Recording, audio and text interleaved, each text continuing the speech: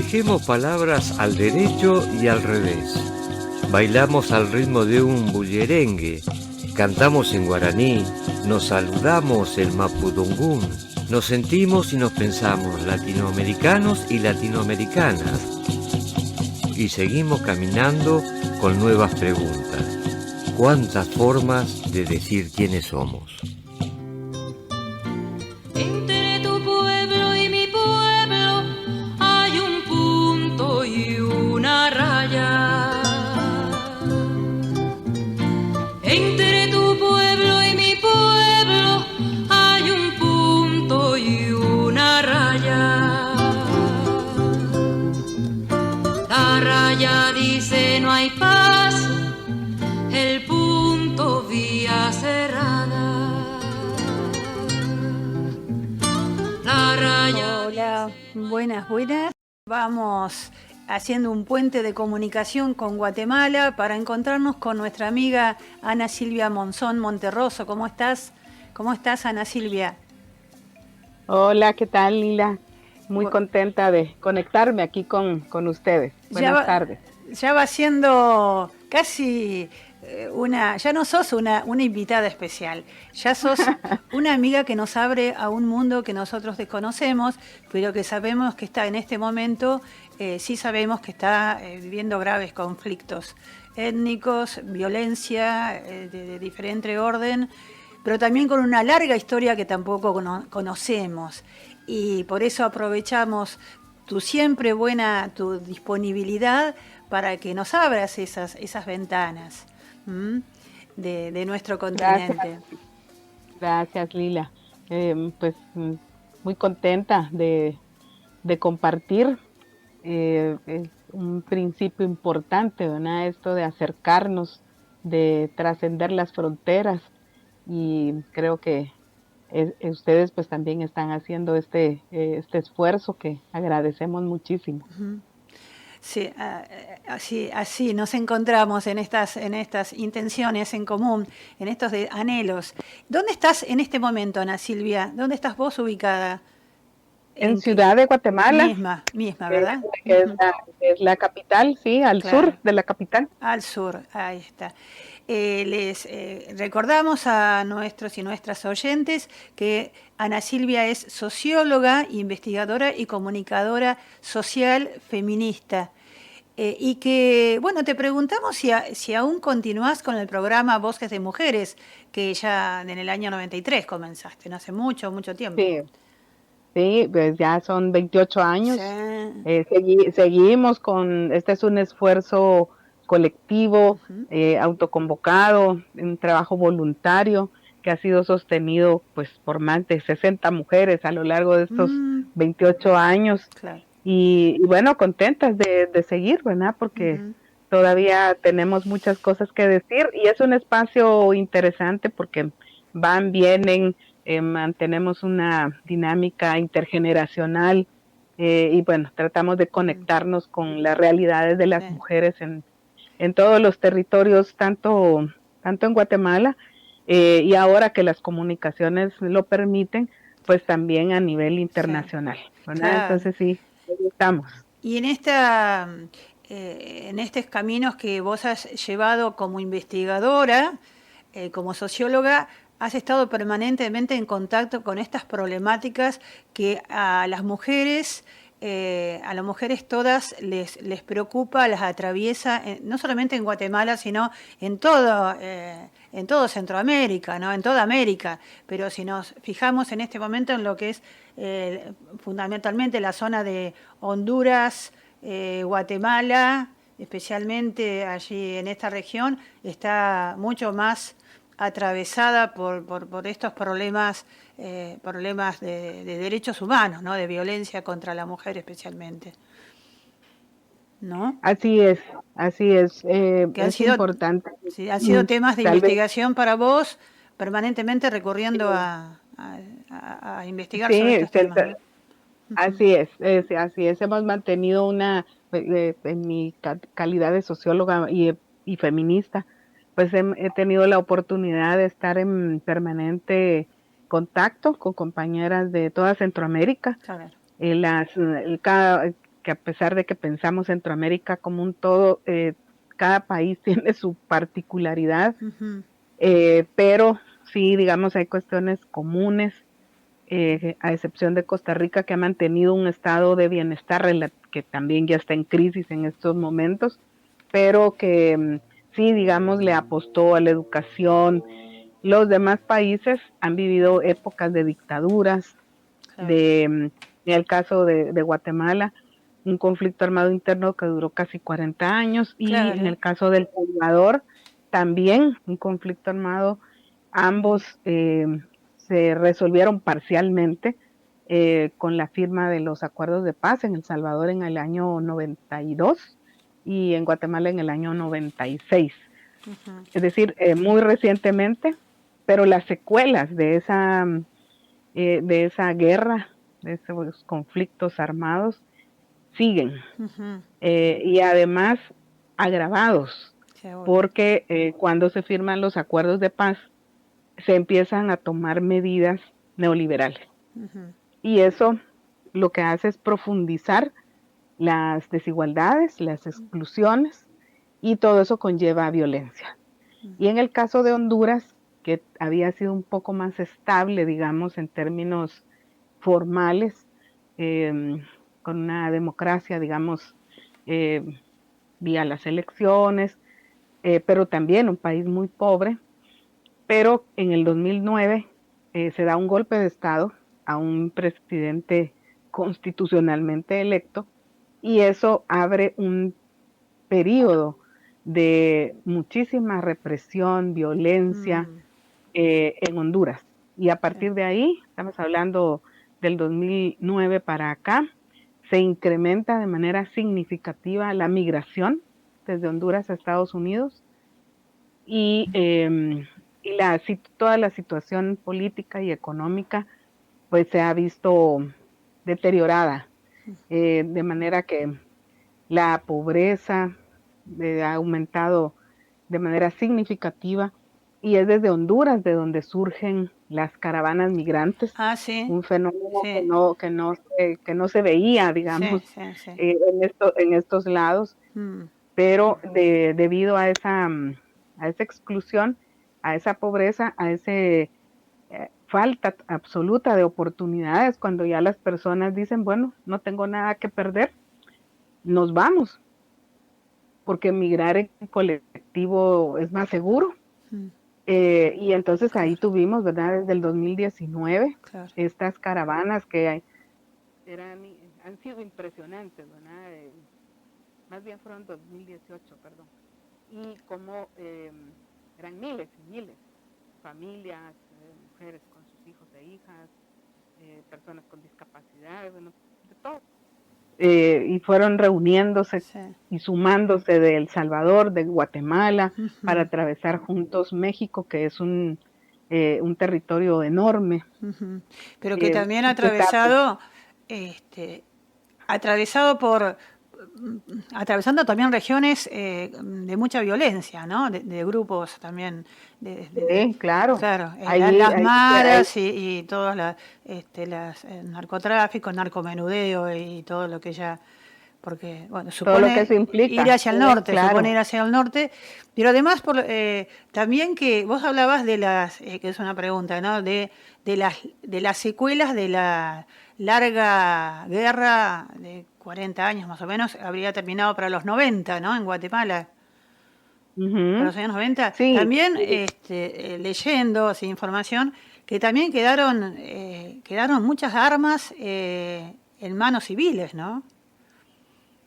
También. Así es, así es. Claro. Bueno, aquí creo que son como dos cuestiones, ¿no? Porque por un lado, como se desmovilizó a la guerrilla, y también hubo una implicación para el ejército, pero muchísimos integrantes del ejército lo que hicieron, ¿verdad? Y eso pues hay evidencias, fue crear empresas de seguridad.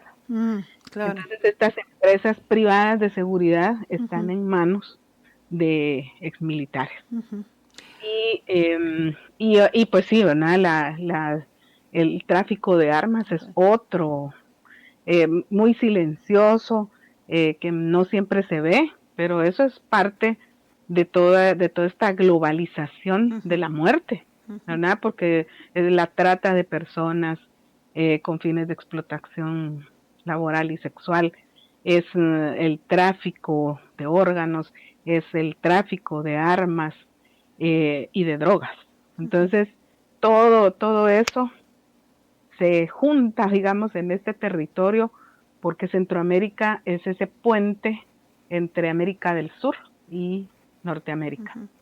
Y entonces aquí pasan, ¿verdad? Entonces, todo ese impacto se recibe y se suma a las condiciones históricas de desigualdad y de exclusión. Y es entonces que estamos nuevamente ante otro proceso de despojo, ahora digamos vía las empresas transnacionales extractivistas. Y en este momento y hoy precisamente, exacto, ¿verdad? Eso te iba a preguntar. Un desalojo violento en la región del Estor. El Estor es un lugar emblemático porque es históricamente, ¿verdad? Esa región del norte es muy rica en recursos, minerales, agua y tierra, ¿verdad? Es un lugar muy interesante.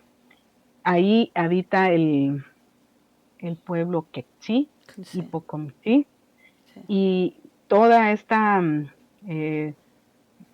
riqueza, digamos, le ha sido expropiada a estos pueblos. Y entonces ahorita, el día de hoy, hubo este desalojo que nos duele muchísimo, porque esta es una cuestión que se da sistemáticamente, ¿no? Es una de las noticias, es una constante que mantiene en vilo a esta población. En este caso fue en Chineval, al sur del Estor, y son más de 90 familias que fueron, y bueno, ahí van mujeres, niñas, niños, ancianas, ancianos, jóvenes, y es muy doloroso lo que estamos viendo, ¿verdad? Las casas, pues que son además casas muy precarias, incendiadas, las personas desalojadas con violencia, el trauma que eso implica en una región que ya de por sí sufrió muchísimo durante la guerra, desapariciones, masacres. Entonces es nuevamente, ¿verdad? Es otro ciclo en la historia de despojo para estos pueblos. La policía misma, ¿no? Utilizando maquinaria pesada y tirando abajo y incendiando las casas. Sí, entonces cuando hablamos de derechos humanos, ¿de qué derechos estamos hablando, mamá? Porque a quién se está protegiendo, aquí es donde empieza una tensión entre lo que es legal, lo que es legítimo y la justicia social. Una de las cuestiones que nos comentabas cuando conversábamos en estas tardes pasadas es justamente las dificultades que históricamente han tenido las mujeres para acceder a la justicia, para plantear las situaciones, los hechos vividos a lo largo del tiempo, ¿no? Es decir, cómo se mantiene esa dificultad para ser recibidas, para hacer las denuncias, como uno de los hechos una de las situaciones más importantes que ustedes por la que están luchando. Sí, yo creo que aquí son como varias dimensiones de esa problemática. ¿Ah, sí? Una es la búsqueda de la justicia relacionada con la guerra, ¿verdad? Son las sobrevivientes del conflicto armado interno que fueron violadas, que fueron esclavizadas sexualmente, que, digamos, encontraron una respuesta relativa en la sentencia en el caso de Sepur Zarco, donde un grupo de 15 más o menos mujeres, ahora ya ancianas, lograron después de muchísimo, que son además monolingües, rurales que viven en condiciones de pobreza, lograron después de muchísimos años verbalizar eso que les pasó en los años 80. Poder Y se, comunicarlo, sí. y se empezó todo un proceso que culminó con una sentencia condenatoria que es un hito en el acceso a la justicia. Y así como ese caso, el caso por genocidio del pueblo Ixil y otros que tienen que ver con la guerra directamente. Y luego tenemos la otra dimensión, digamos, que tiene que ver más con la violencia en el marco de las relaciones de género. Y aquí, digamos, pues, como en toda América Latina, ¿verdad? La Convención de Belén do Pará marca un hito también cuando proporciona este instrumento legal y sobre esa base también se empiezan a plantear y aprobar leyes nacionales. En el caso de Guatemala hay 3, una ley contra la violencia intrafamiliar, que fue ampliada, digamos, con una ley contra el femicidio del 2008 y con una ley contra la trata de personas en el 2009.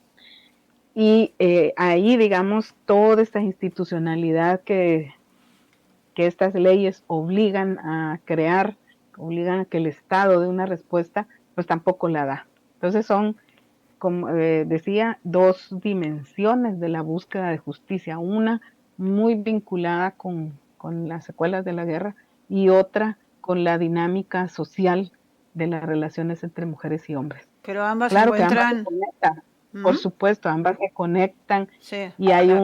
un continuum histórico. ¿Por qué las mujeres, por qué las niñas, las adolescentes, las mujeres son tan violentadas en este país? Lo son porque hay ese racismo estructural, porque hay esa misoginia estructural que pues sencillamente le otorga ese poder a los hombres y dentro de los hombres a los de determinada clase social, grupo étnico, que pues hacen todo este entramado, ¿no? Y las mujeres ahí están en una condición de absoluto riesgo, vulnerabilidad, pero por otro lado, y creo que eso es lo que siempre hay que remarcar, de una enorme resiliencia y resistencia. Eso creo que es importante destacarlo. Muy doloroso porque dices, bueno, pero ¿hasta cuándo? ¿Hasta cuándo va a ser que las mujeres en este país y en este mundo realmente, Lila, si nos ponemos a ver lo que sucede en cada uno de nuestros países, hasta cuándo las mujeres vamos a poder vivir sin violencia? ¿Hasta cuándo las niñas que vienen naciendo van a tener unas condiciones mejores y no este mundo tan violento al que llega? Seguro, con seguridad que la posibilidad de empezar a revertir viene desde la organización, desde la cooperación, desde la unión entre mujeres que comparten formas de pensar, otros mundos posibles para poder, por los cuales luchar, ¿no? La organización fundamentalmente ese entretejido que los puede ayudar a entenderse en esa realidad, ¿no? Y en ese sentido, las organizaciones de mujeres en Guatemala que en este momento están activando, ¿cuáles son, Ana Silvia? Bueno, yo creo que hay un movimiento de mujeres, bueno, desde una perspectiva tal vez de larga historia, eh, digamos las que lucharon por los derechos básicos, ¿no? La educación, el voto, la participación política, los derechos laborales a través de los sindicatos. Y ya en una mirada más contemporánea, digamos, finales de los años 80, porque estábamos en plena guerra, digamos. Claro. Hasta finales de los 80 cuando se empiezan a crear organizaciones de mujeres, muchas vinculadas a las mujeres que tuvieron que irse al exilio, o que tuvieron que refugiarse en los campos en el sur de México, por ejemplo. De ahí surgió una organización de mujeres indígenas que se encontraron ahí en esos campos de refugio, y esta organización se llama Mama Maquín, en honor a una mujer quechí, precisamente de esta región tan violentada por una masacre que hubo en 1978, la masacre de Panzós, un hecho que también es tan doloroso a nivel histórico, y Mama Maquín pues es un símbolo de ese hecho. Entonces esta organización se crea en el campo de refugio en el sur de México y retornan a Guatemala. Ellas lideran mucho de ese retorno y con una apuesta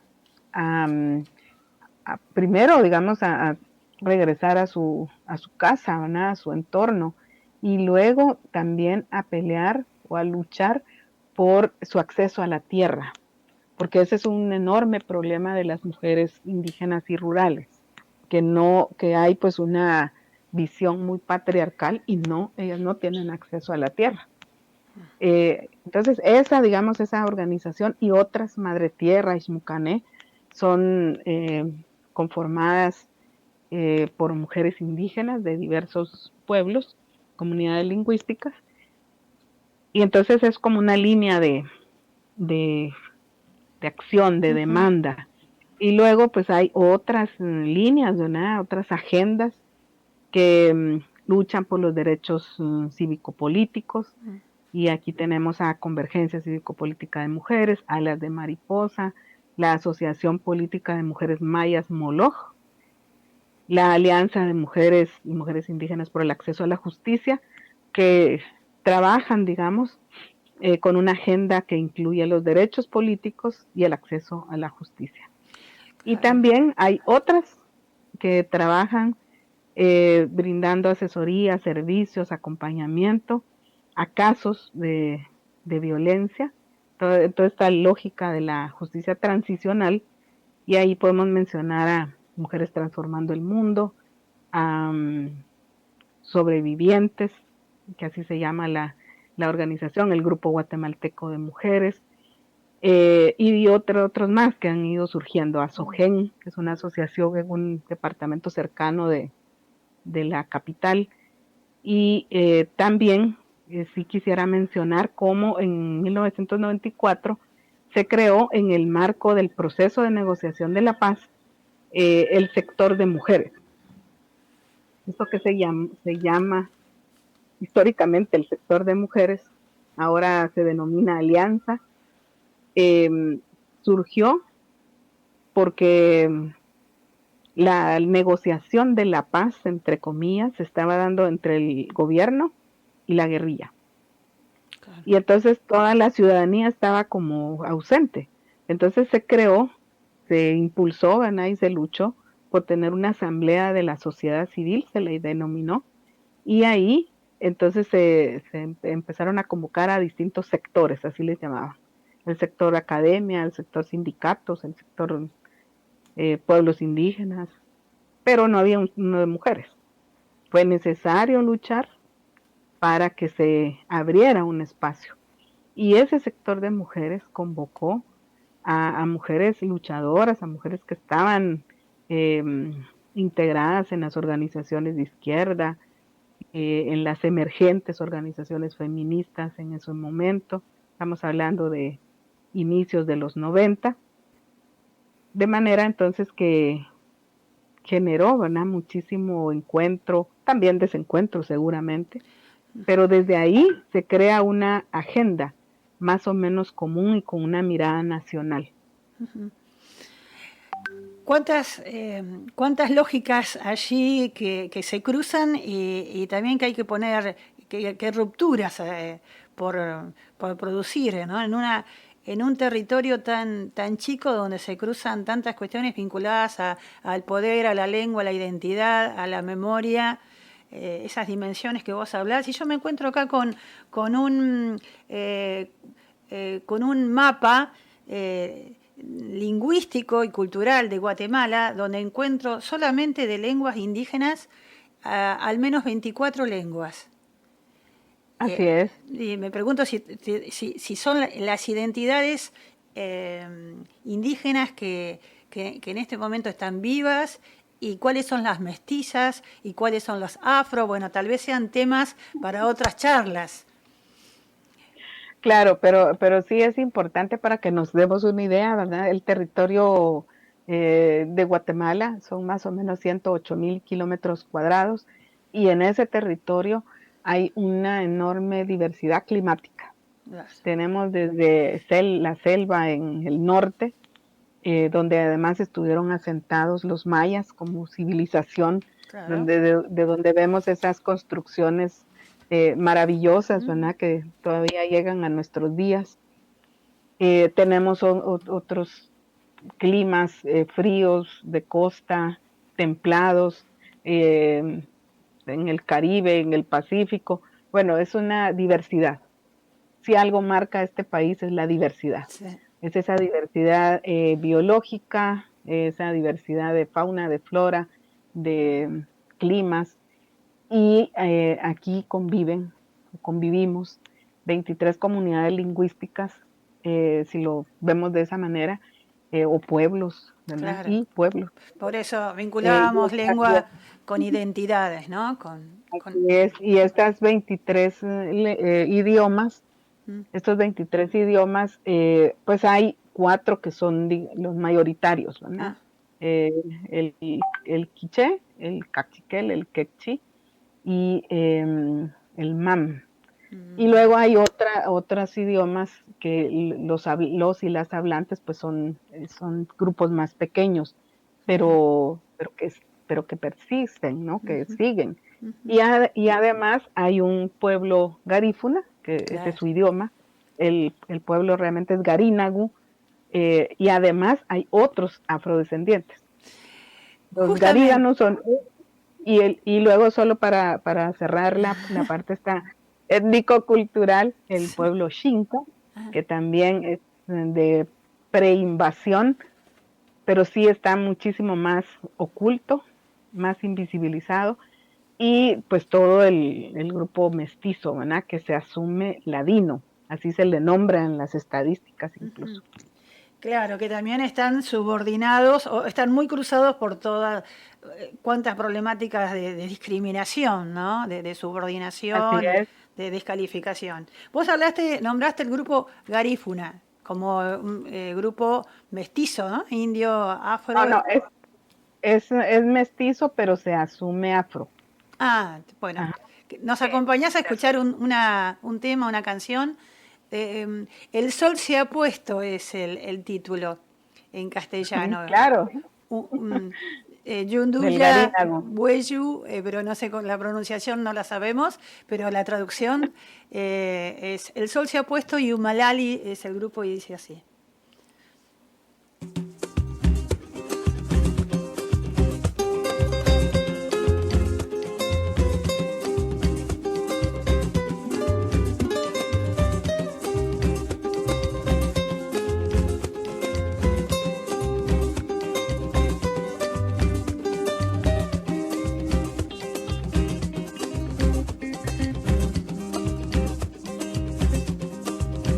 You're the highway,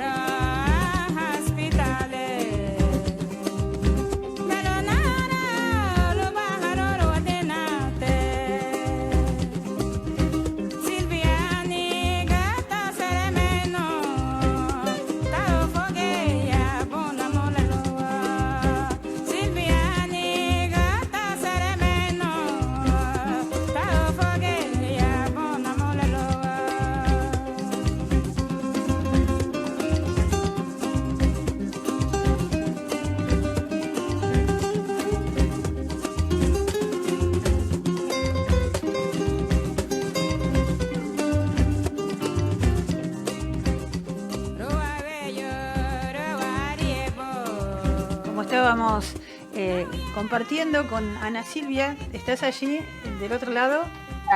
Aquí estoy escuchando y bailando. Ay, acá yo también. Ana Silvia desde la ciudad de Guatemala, nosotros desde la ciudad de La Plata, y Leandro acá interviniendo en los controles para que nos podamos comunicar, y todos y todas nuestros y nuestras oyentes.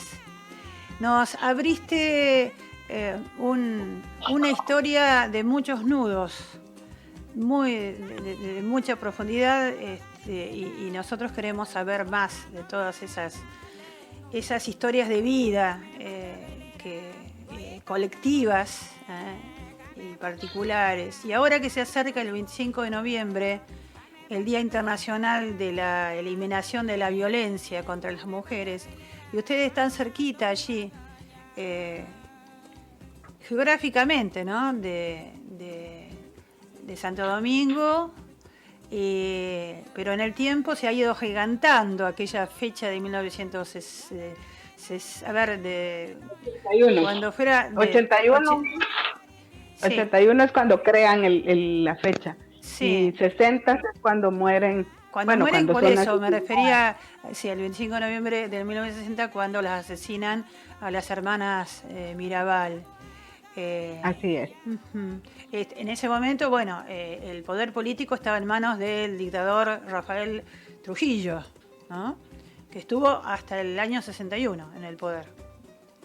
Así es. 31 años. Así es. Y es una historia, creo yo, ¿verdad? Un hecho que, como dices tú, pues, se ha ido agigantando. Conmemoramos a estas mujeres que en 1981 en Colombia plantearon que se dedicara esta fecha y que se hiciera en memoria de las hermanas Mirabal. Mujeres que estuvieron dispuestas, ¿verdad?, a dar su vida por la justicia social en su país, como tantas mujeres en América del Sur, en América del Centro, en México, en los Estados Unidos mismos, donde hay millones también de personas que provienen de toda Latinoamérica. Allá también hay un pueblo latinoamericano que pues algunas, ¿verdad?, también llevan esas semillas de lucha.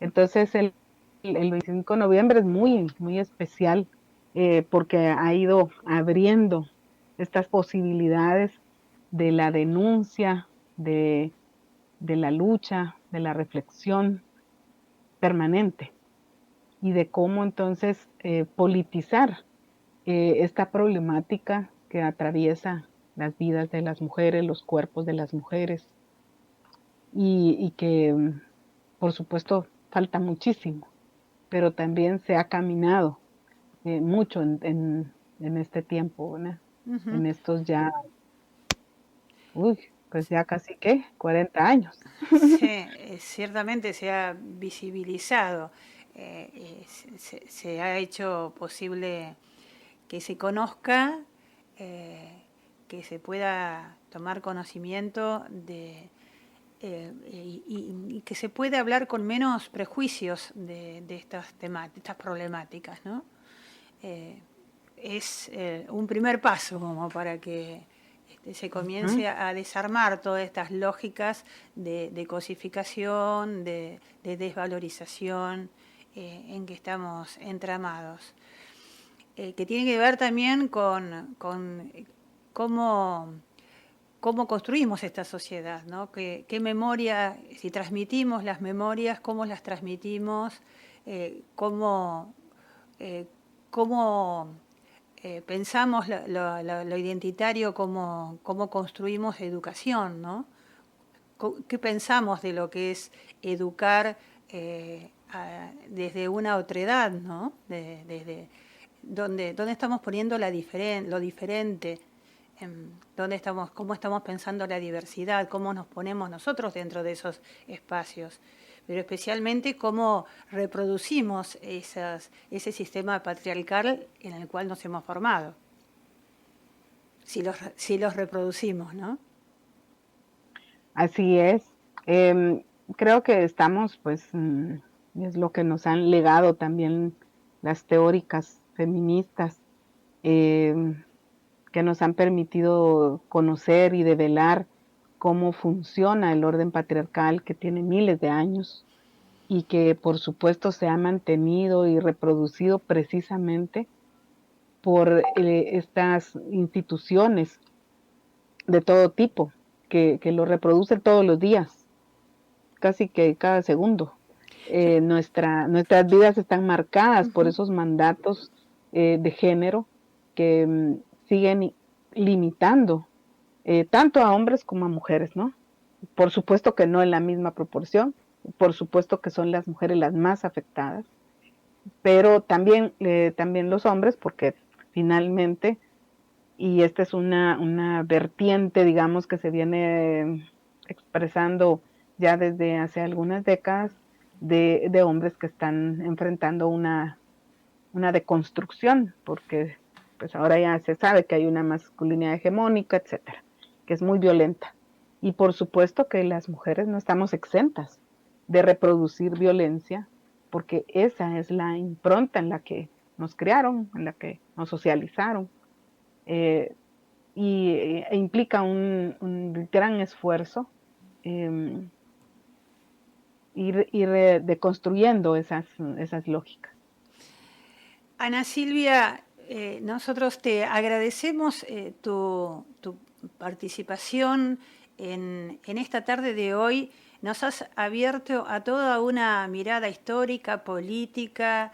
eh, Nos has hablado del hoy, del presente, nos has traído la situación hoy en el cual tantas comunidades indígenas están siendo violentadas en la zona norte de Guatemala.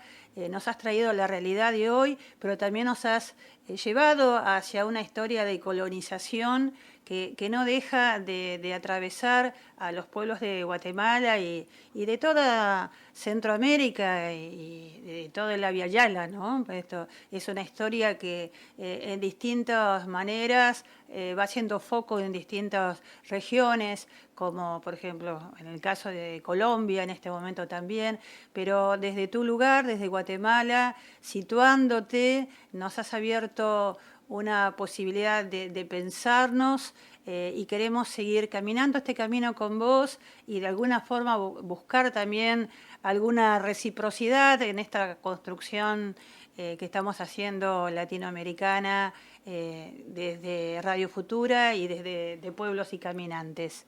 En esta propuesta queda abierta para seguir conversándola y encontrándonos ya seguramente en el año 2022, porque ya prácticamente se nos termina el ciclo para este año por Radio Futura. Pues yo te quiero agradecer muchísimo, Lila, a Radio Futura, al compañero que está en los controles y a quienes nos están sintonizando, porque pues yo también con esta experiencia de voces de mujeres Claro. creo en el poder de la palabra, en el poder de conocer, de informarnos, de transformar, de acercarnos en que realmente la palabra constituye ese abrazo amoroso que no nos podemos dar ahora por la pandemia y otras veces por las distancias, Uh-huh. pero que ahí está y que es lo que nos hace ser humanas y humanos. Entonces, para nosotras la palabra es vital. Así que yo pues te abrazo desde aquí, los abrazo y realmente agradezco esta oportunidad de acercarnos. Sí, pero también es una palabra que trae conocimiento y por eso también nos permite pensarnos, que no es una palabra vacía, no es una palabra hueca, es una palabra que trae conocimiento, trae información, por eso fundamentalmente nos nutre. Y también la otra escritura, la escritura poética, esa es la que nos compartís cada tanto y estamos esperando para seguir compartiéndola con nuestros y nuestras oyentes. Y ya van a saber entonces quién es Ana Silvia Monzón, porque sus palabras también van a llegar volando como mariposas en versos. Hasta pronto y hasta siempre. Hasta pronto, un abrazo conmovedor desde acá. Desde La Plata y hasta la ciudad de Guatemala, va y viene. Ana Silvia Eso. Monzón, Monterroso, muchas gracias. Muchas gracias a ti, Lila. Chao.